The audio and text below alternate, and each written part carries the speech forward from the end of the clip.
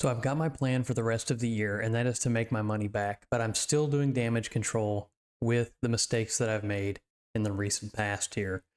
So let's go over some of the damage control that I did today. I closed some positions, and I'll let you know what my plan is for tomorrow with the Tesla earnings coming out. So you can see here, I'm down $360 on the day. I closed my copper position. I decided to go ahead and close it last night and take the loss of $250 because it was going up and I wanted to get out. I'm on full damage control mode, and that is one move that I made to just clean the slate.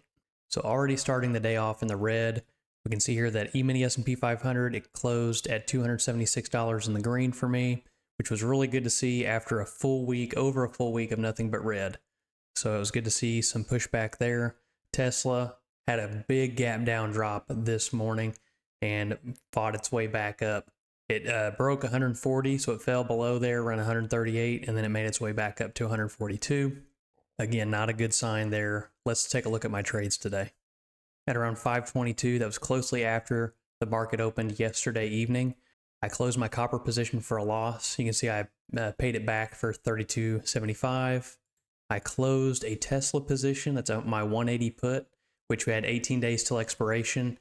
When Tesla dropped like it did this morning, I knew pretty well that I was going to be closing the position today.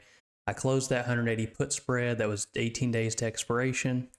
I went ahead and closed the E-mini S&P 500 position here just to give myself some distance from expiration. So I'm a couple days out right now, just closing them every day a little bit early, just to give myself some space. If the market does go up, then I can let it ride a little bit before having to close for a loss. So just kind of doing that, cutting it out early.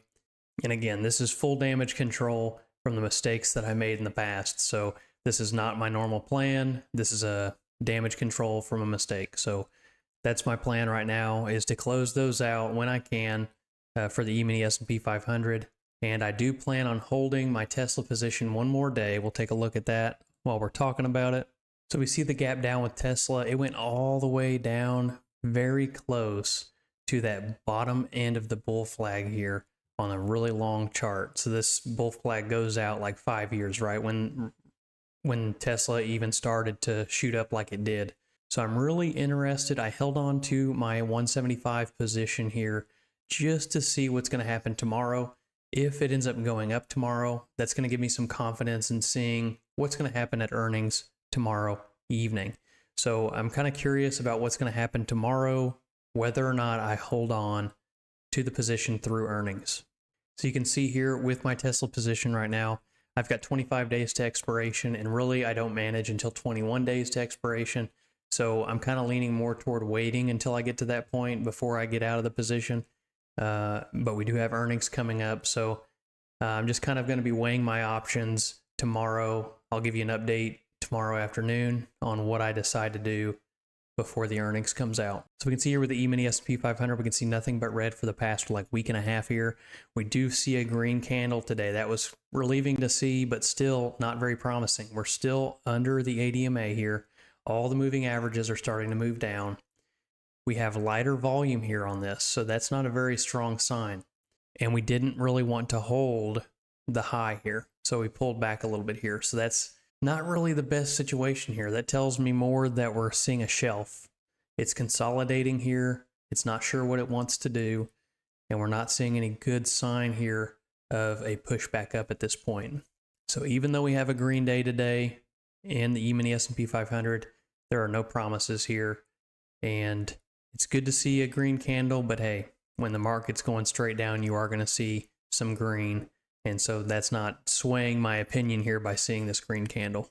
So it's going to take some time before I close my positions with the 30-20-10 strategy because I have so many of them and I'm letting them kind of ride out. I'm hoping that we see a correction here, that the market's going to pull back up over time, even if it's not to the new highs, but it's at least kind of floating around that area. And then I can close out for less of a loss. Now, I am risking something here by doing that. The market could keep going down and I could lose more money. So I'm at a balance here between closing positions or letting them ride, hoping that the price goes up over time. So right now, what I'm wanting to do is to hold the position for now. So if you want to join me on my new options trader journey, hit that subscribe button And if this video was a help to you, hit the like button, and we will see you on the next video.